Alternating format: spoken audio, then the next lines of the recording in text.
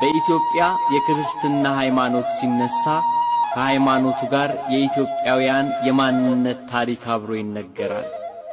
ኢትዮጵያዊነት ኩራት፣ ክብርና ዝና ሲሆን ሕይወታቸውን ከክርስትና ሃይማኖት ጋር የተሳሰረው የአባቶቻችን ታሪክ ከኢትዮጵያ ታሪክ ቀድሞ ይዘከራል።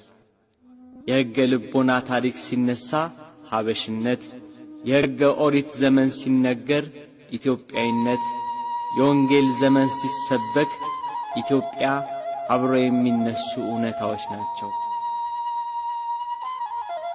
ነብር ዥንጉርጉርነቱን ኢትዮጵያ መልኩን አይለውጥም ያለው የመጽሐፍ ቅዱስ ቃል መሪ ሆኖ ይጠቀሳል። ኢትዮጵያዊነት ክርስትና፣ ክርስትና ደግሞ መልክ ናቸው።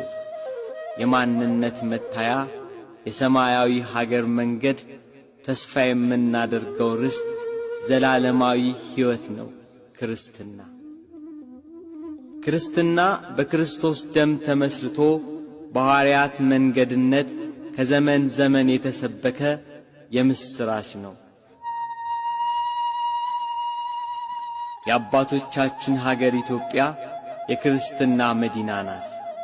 ክርስትናን በድርጊትና በቃል የሰበኩ ሐዋርያት ነበሩ አባቶቻችን። ዛሬ ድረስ ራትና ኩራት የሆነውን ቅርሶቻችንን የተውልን አባቶቻችን ነገሥታት ሰባኪያነ ወንጌል፣ ሐናጼ መቅደስ ነበሩ።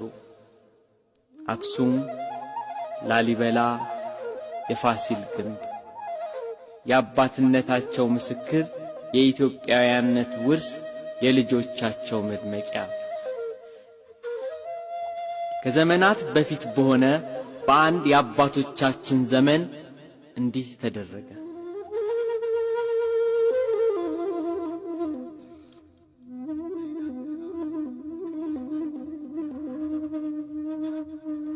የኢትዮጵያ ቤተ መንግሥት ከአክሱም ወደ ላስታ ተዛወረ። በዮዲት ጉዲት ወረራ ተደናግጦ የነበረው ሕዝበ ክርስቲያን በአደባባይ ለአምልኮ ተሰለፈ። ምዕመናን ከተደበቁበት እየወጡ ክርስትናን በአደባባይ ለማስተማር ተነሱ። በዮዲት የፈረሱትና የወደሙት አብያተ ክርስቲያናት፣ የተቃጠሉት መጽሐፍ መልሶ መገንባትና እንደገና መጻፍ ተጀመረ።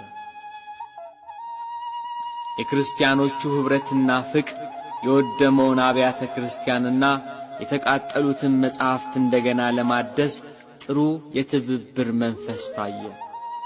የነገሥታቱና የመኳንንቱ ልጆች በወጣትነት